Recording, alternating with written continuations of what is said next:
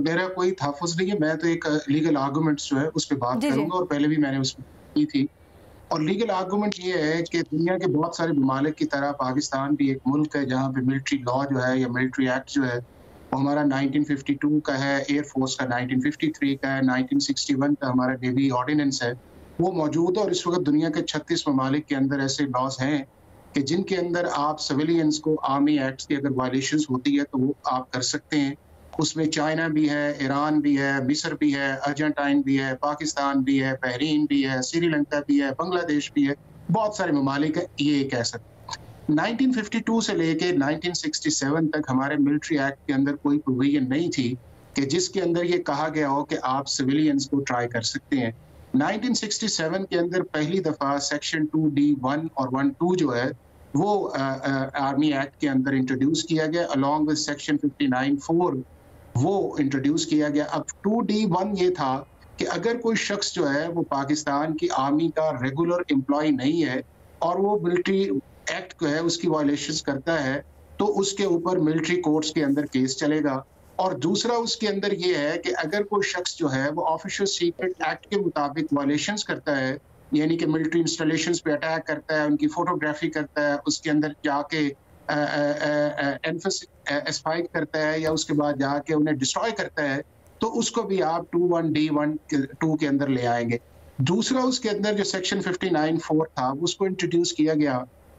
कि अगर कोई शख्स जो है इस दौरान को और जुर्म भी करे, वो सिविल ऑफेंस हो, लेकिन चूंकि वो मिलिट्री एस्टैब्लिशमेंट की हदूद के अंदर आएगा, तो उसको भी मिलिट्री कोर्ट्स के अंदर ट्राई किया जाएगा। मीनिंग देयर बाय कि अगर पाकिस्तान पीनल कोड का भी सेक्शन या और स्पेशल लॉ की भी वायलेशन है, चूंकि उसने 21D को वायलेट किया हुआ है, तो उसको मिलिट्री एक्ट के अंदर ट्राई किया जाएगा।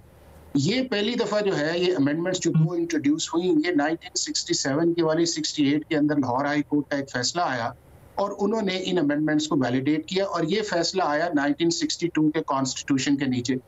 उसके बाद ये मामला जो है वो सुप्रीम कोर्ट ऑफ पाकिस्तान के अंदर चला गया और 1973 का कॉन्स्टिट्यूशन भी आ गया। 1973 कॉन्स्टिट्यूशन के अंदर एक चीज उन्होंने जो ऐड की वो ये की कि आर्टिकल 8 हमारा कॉन्स्टिट्यूशन का है कि अगर पाकिस्तान के अंदर आपने कोई भी लॉ को इनवैलिड करना है, अनकॉन्स्टिट्यूशनल करना है, तो आप आर्टिकल 8 के अंदर जाते हैं और आर्टिकल 8 हमारा फंडामेंटल राइट्स को डील करता है।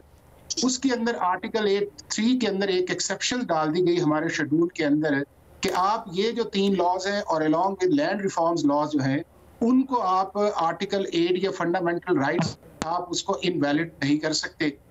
और ये मामला सुप्रीम कोर्ट ऑफ पाकिस्तान में भी गया। सुप्रीम कोर्ट ऑफ पाकिस्तान ने पहली दफा 5 मेंबर्स बेंच के एक जजमेंट आई जो उस दौर के चीफ जस्टिस महमूद रहमान साहब थे। उन्होंने कहा कि नहीं, ये अमेंडमेंट्स भी वैलिड है और इससे कोई फंडामेंटल राइट्स की भी वायलेशन नहीं है और ना ड्यू प्रोसेस ऑफ लॉ की है। और साथ ही उन्होंने ये कहा कि अगर कोई शख्स समझता है कि जुरिसडिक्शन ठीक नहीं है, ये फोरम नॉन जुडिस है, तो हाई कोर्ट की जुरिसडिक्शन जो है आर्टिकल 199 को इस्तेमाल कर सकता है।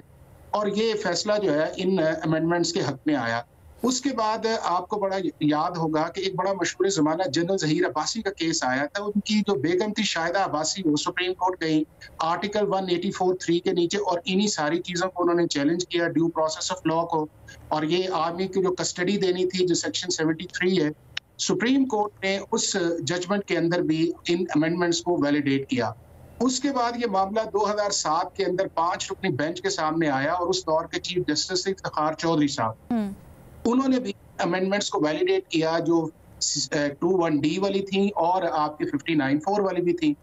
फिर आपको याद हो कि उस दौरान जो है वो आर्मी पब्लिक स्कूल की एक इंसिडेंट हुआ और कॉन्स्टिट्यूशन के अंदर 21st कॉन्स्टिट्यूशन अमेंडमेंट जो है वो इंट्रोड्यूस की गई, जिसको चैलेंज किया गया सुप्रीम कोर्ट ऑफ पाकिस्तान के अंदर आर्टिकल 184(3) के नीचे। और वो फैसला जो है सुप्रीम कोर्ट ऑफ पाकिस्तान के बेंच ने 11(6) के ऊपर एक फैसला दिया और उन्होंने उस अमेंडमेंट को भी वैलिडेट किया। सेक्शन 2D के नीचे जो अमेंडमेंट्स उनको भी वैलिडेट किया, 59(4) को भी वैलिडेट किया।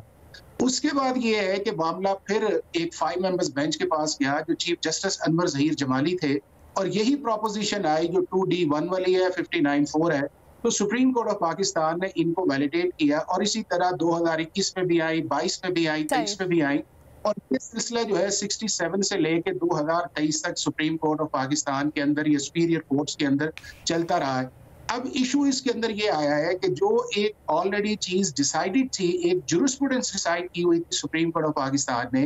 और एक 63 साल से जो अमेंडमेंट्स थी जो वैलिड डिक्लेयर की गई थी, सुप्रीम कोर्ट का एक माइनर बेंच जो है जो 5 मेंबर्स है जिसकी एक 4-1 की रेशियो है, और या अफरीदी साहब का नोट इसलिए नहीं आपके सामने डिसेंटिंग आया हुआ है, वो देंगे इसके ऊपर कि उन्होंने भी ऑलरेडी 21D जो है और 59(4) को वैलिड डिक्लेयर किया हुआ है अभी रिसेंटली सुप्रीम कोर्ट के अंदर। तो अब इस कॉन्टेक्स्ट के अंदर अगर आप ये देखें कि 67 से लेके और फिर 75 से ऑनवर्ड्स एक कंसिस्टेंट व्यू सुप्रीम कोर्ट का है कि ये अमेंडमेंट्स जो है वैलिड है, आर्टिकल 8 के नीचे जाके हम नहीं कर सकते, तो अब ये जो फैसला आया है वो सुप्रीम कोर्ट की अपनी ही जजमेंट्स के खिलाफ है और अपनी ही वो जो स्टूडेंट्स या एक जो 11 रुकनी मेंबर्स बेंच है या 5 रुकनी मेंबर्स बेंच है उसके खिलाफ है।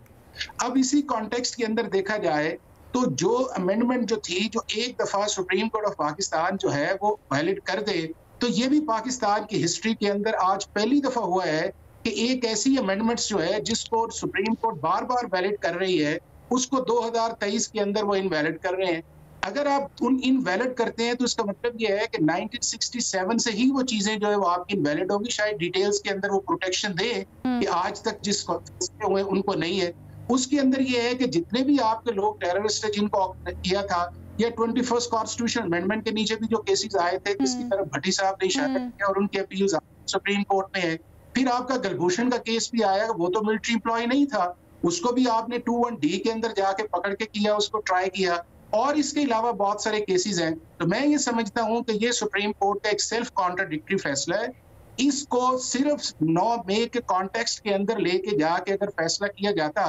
तो फिर फैसला आना था सेक्शन 73 के ऊपर कि उनकी जो कस्टडी है उसके ऊपर था, या सेक्शन 94 जो था जो कमांडिंग ऑफिसर की जुरिसडिक्शन थी, वहां पे जाके देखते कि क्या उसकी डिस्क्रिप्शन ठीक है या नहीं है। ऑल टुगेदर स्ट्राइक डाउन करना एक लॉ को, एक लेजिस्लेशन को जिसके ऊपर मैंने इतनी आपको कॉन्स्टिट्यूशन की प्रोटेक्शन है। बड़ी डिटेल से आपने कानूनी तौर पे हमें समझाया।